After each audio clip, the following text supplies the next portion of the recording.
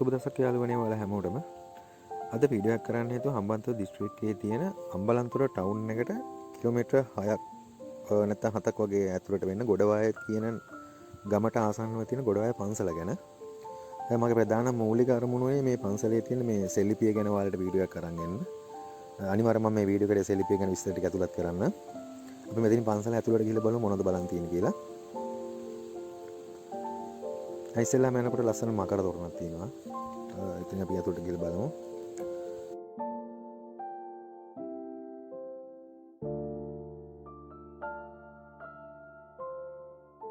ලස්සන බෝධි ප්‍රාකාරයක් තියෙනවා. අපි එතනින් තා පොඩ්ඩක් ඇතුළට ගිහින් බලමු මොනවද බලන් තියෙන්නේ කියලා. ඇත්තටම ලස්සනයි මේක ඇතුළේ මේ අපි ටිකක් කොහොම ගිහලා බලමු.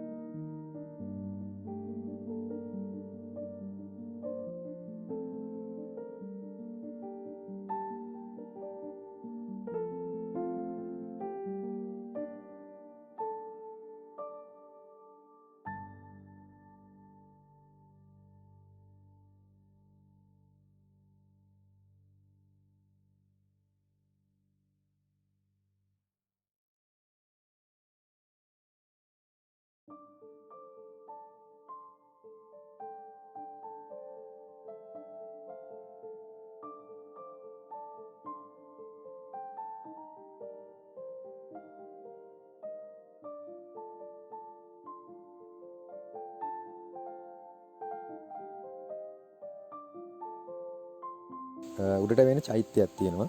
අපි චෛත්‍ය උඩට ගිහලා බලමු කොහොමද මේ පන්සල චෛත්‍ය උඩට ගියාට පස්සේ පේන්නේ කියලා.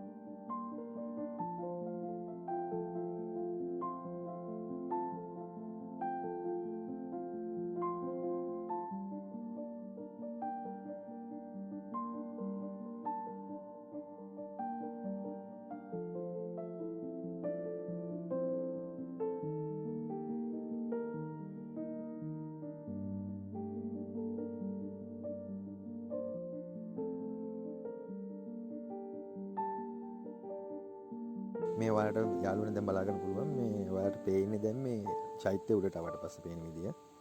ඔයාලට අර ඉස්සරහින් පේන්නේ ලංකාවේ ප්‍රසිද්ධම හෝටලයක් වෙන ශැංගිලා හෝටල් එක. ඊට එහා පැත්තෙන් තමයි මේ හම්බන්තොට වරාය තියෙන්නේ.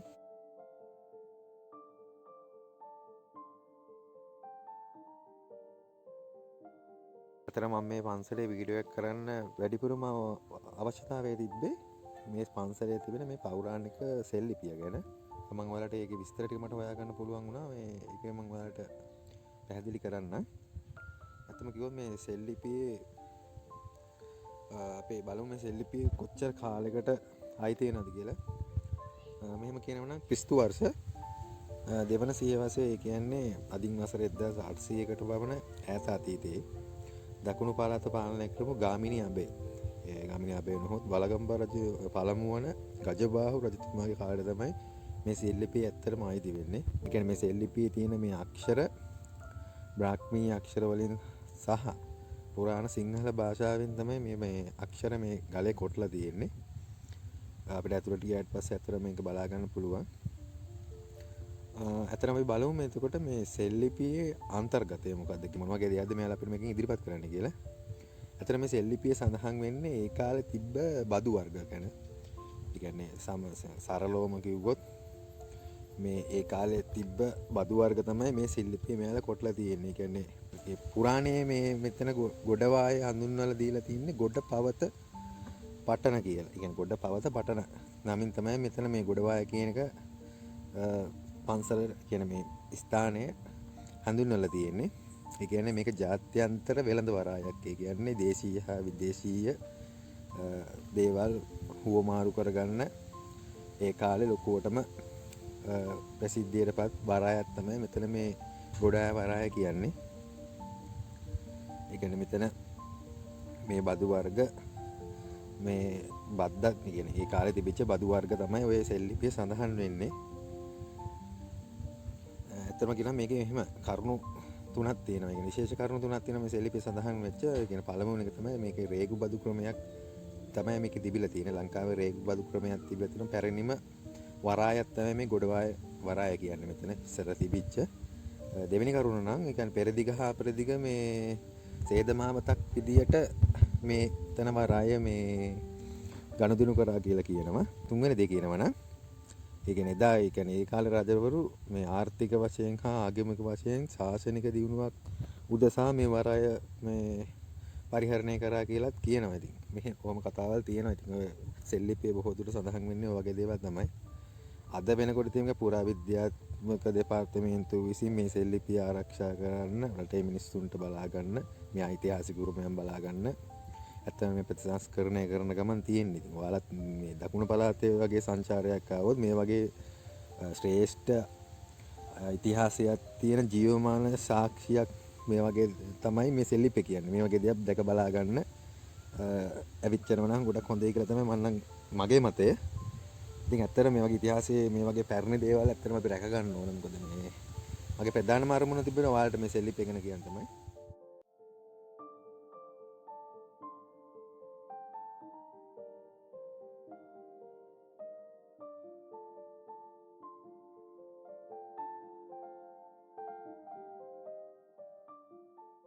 අපි ඇත්තටම දැන් ගිහිල්ලා බලමු මේ කොහෙන්ද මේ කියන්නේ ලංකාවේ තියෙන ප්‍රසිද්ධම ගඟක් වෙන බලවේ ගඟ මුහුදට වැටෙන්නේ කොහෙටද කියලා. මුහුදට වැටෙන මොය කටගාවට මම ඔයාලට මේ වීඩියෝ එක පෙන්නන්නම් කොහොමද මුහුදට වැටෙන්නේ කියලා. අපි ඇත්තටම මෙතන ගිහිල්ලා බලමු කොහොමද වැටෙන්නේ කියලා.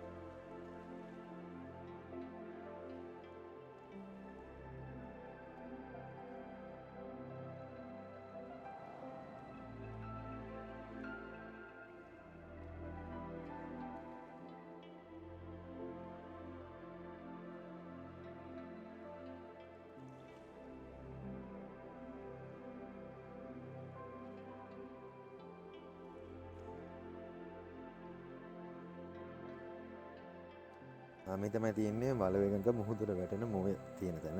මේ පැත්තටම ලස්සනයි. මොකද මේ පැත්තේ වැඩිය මේ මෙතන බෝඩ් එහෙම දාලා තියෙනවා ඇත්තම කිඹුලන් එහෙම ගැවසෙනවා කියලා. ගොඩක් කට්ටිය දැකලා තියෙනවා. මම නම් හැබැයි දැක්කේ නැහැ. මේ ඒ වුණාට මේ හරිය පොඩ්ඩක් ඇවිදිනකොට පරිස්සමෙන් ඔයාලා ඇවිදින්න. මෙතනින් තමයි වලවේගක මුහුදුර වැටෙන්නේ. මෙතන තමයි මොවේ තියෙන්නේ. ඊට එහා පැත්තෙන් ඔය තියෙන්නේ මේ ෆයිනස් ගස් තියෙන ෆයිනස් කැලයක්. ඉස්සර නම් උතනින් මේ උතනින් එහාට මාරු වෙන්න පුළුවන්. මොකද වතුර අඩු කාලේට පොඩ්ඩක් එහාට මාරු වෙන්න පුළුවන්. දැන් නම් මේ දවස්වල වතුර වැඩි. ඒ හින්දා මේ පොඩ්ඩක් මාරු වෙන්න උතනින් අමාරුයි එහා පැත්තට. මේ ටික මෙතනින් තමයි අතර මේ වලගඟ මුහුදට වැටෙන්නේ. වලට මට පෙන්වන්න ඕනේ ඒක පන්සලට ආපු ගමන් මේ දෙත් මේ ඔයාලට අනිවාර්යෙන් මේ පෙන්වන්න හිතුණා. ඒ හින්දා තමයි මේ වීඩියෝ එකට මේකත් මම ඇඩ් කරේ.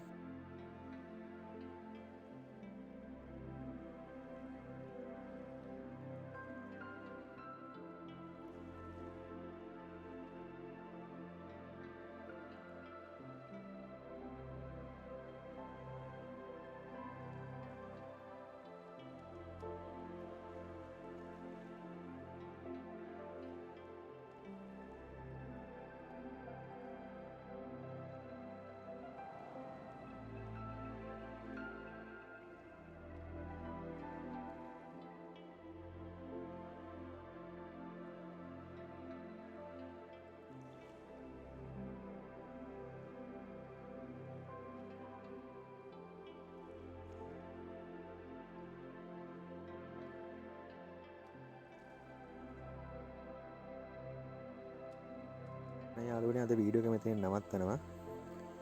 වීඩියෝ එක බලලා වීඩියෝ එකට ලයික් එකක් දාන්න, කමෙන්ට් එකක් අනිවාර්යෙන් දාන්න. වීඩියෝ එක හොඳ නම්. එහෙනම් තවත් වීඩියෝ එකකින් හම්බෙමු. ජය වේවා.